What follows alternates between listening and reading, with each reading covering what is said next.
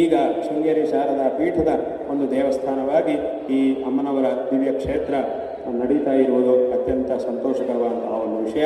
ಈ ಒಂದು ಕಾರ್ಯವನ್ನು ವಿಶೇಷವಾಗಿ ಸ್ವಾಮಿಗಳು, ಶ್ರೀ ವಿದ್ಯಾನಂದ ಸ್ವಾಮಿಗಳವರು ವಿಶೇಷವಾಗಿ ಈ ಕಾರ್ಯವನ್ನು ಮಾಡಿದ್ದಾರೆ. ಅಮ್ಮನವರ, ನಾನೀಗ ಹೇಳಿದಂತೆ ಆ ಅಮ್ಮನವರ ಒಂದು ಸೇವೆ ಅನ್ನೋದೇನಿದೆಯೋ ಅದನ್ನೇ ಸರ್ವಸ್ವವಾಗಿಟ್ಟುಕೊಂಡು ಅವರು ವಿಶೇಷವಾಗಿ ಅಮ್ಮನವರ ಒಂದು ಸೇವೆಯನ್ನು ಮಾಡ್ತಿದ್ದಾರೆ. ಅತ್ಯಂತ ಸಂತೋಷಕರವಾದಂತಹ ಒಂದು ವಿಷಯ. ಅವರಿಗೆ ಈ ಸಂದರ್ಭದಲ್ಲಿ ನಾವು ನಾರಾಯಣ ಸ್ಮರಣಪೂರ್ವಕವಾಗಿ ಆಶೀರ್ವಾದಗಳನ್ನು ಮಾಡ್ತಾ ಇದ್ದೇವೆ. ಶಾರದಾ ಚಂದ್ರಮೌಳೀಶ್ವರರ ಹಾಗೂ ನಮ್ಮ ಪರಮ ಪೂಜ್ಯ ಗುರುವರಿಯರು ಜಗದ್ಗುರು ಶ್ರೀ ಶ್ರೀ ಭಾರತೀ ತೀರ್ಥ ಮಹಾಸ್ವಾಮಿಗಳವರ ಒಂದು ಪರಿಪೂರ್ಣವಾದಂತಹ ಅನುಗ್ರಹದಿಂದ ಅವರಿಗೆ ಇದೇ ರೀತಿಯಾಗಿ ಆ ಅಮ್ಮನವರ ಒಂದು ಸೇವೆಯನ್ನು ಮಾಡುವಂತಹ ಒಂದು ಆ ಶಕ್ತಿ ಅದೆಲ್ಲವೂ ಸಹ ವಿಶೇಷವಾಗಿ ಪ್ರಾಪ್ತವಾಗಲಿ.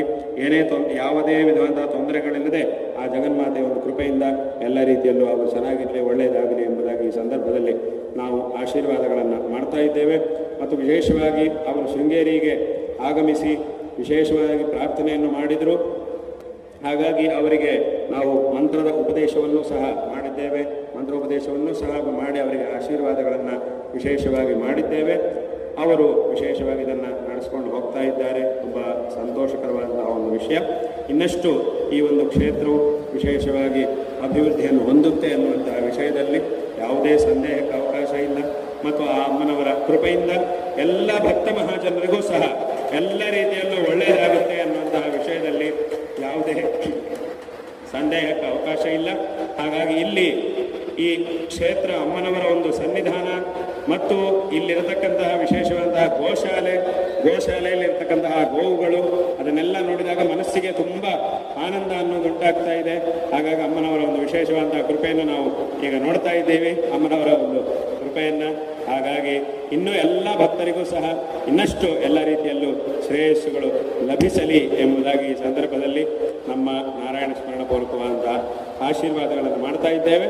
ಮತ್ತು ಇಲ್ಲೇ ಮುಂದೆ ಇನ್ನೂ ಶಾರದಾಮ್ಮನವರ ದೇವಸ್ಥಾನ ಮೊದಲಾದಂತಹ ಚಂದ್ರಮೌಳೀಶ್ವರ ದೇವಸ್ಥಾನ ಮತ್ತು ಆದಿಶಂಕರ ಭಗವತ್ಪಾದಾಚಾರ್ಯರ ಒಂದು ಮೂರ್ತಿ ಸ್ಥಾಪನೆ ಮೊದಲಾದಂತಹ ಕಾರ್ಯಗಳನ್ನು ಸಹ ಸಂಕಲ್ಪ ಮಾಡಲಾಗಿದೆ. ಆ ಒಂದು ಕಾರ್ಯಗಳು ಸಹ ಮುಂದೆ ಇನ್ನಷ್ಟು ಒಳ್ಳೆ ರೀತಿಯಲ್ಲಿ ಆ ಎಲ್ಲ ಕಾರ್ಯಗಳು ಸಹ ಚೆನ್ನಾಗಿ ನಡೆದು ತದ್ವಾರ ಇನ್ನಷ್ಟು ಕ್ಷೇತ್ರದ ಆ ಜಗನ್ಮಾತೆಯ ಒಂದು ಸಾನ್ನಿಧ್ಯದಿಂದ ಇನ್ನಷ್ಟು ಕ್ಷೇತ್ರವು ಅಭಿವೃದ್ಧಿ ಆಗುತ್ತೆ ಎನ್ನುವಂತಹ ವಿಷಯದಲ್ಲಿ ಯಾವುದೇ ಸಂದೇಹ ಇಲ್ಲ. ಹೀಗೆ ಇನ್ನಷ್ಟು ಅಭಿವೃದ್ಧಿ ಆಗಲಿ ಎಂಬುದಾಗಿ ಮತ್ತೊಮ್ಮೆ ಹೇಳ್ತಾ, ಮತ್ತೊಮ್ಮೆ ಸ್ವಾಮಿಗಳಿಗೂ ಮತ್ತು ಎಲ್ಲ ಭಕ್ತರಿಗೂ ಸಹ ನಮ್ಮ ನಾರಾಯಣ ಸ್ಮರಣಪೂರ್ವಕವಾದ ಆಶೀರ್ವಾದಗಳನ್ನು ಮತ್ತೊಮ್ಮೆ ತಿಳಿಸ್ತಾ ಇದ್ದೇವೆ. ಅನೇಕ ದಿವಸಗಳಿಂದ ಇಲ್ಲಿಗೆ ಆಗಮಿಸಬೇಕು ಅನ್ನುವಂತಹ ಒಂದು ಸಂಕಲ್ಪವನ್ನು ನಾವು ಮಾಡಿದ್ವಿ. ಅದು ಈ ಸಂದರ್ಭದಲ್ಲಿ ವಿಶೇಷವಾಗಿ ಸ್ವಲ್ಪ ಕಾಲ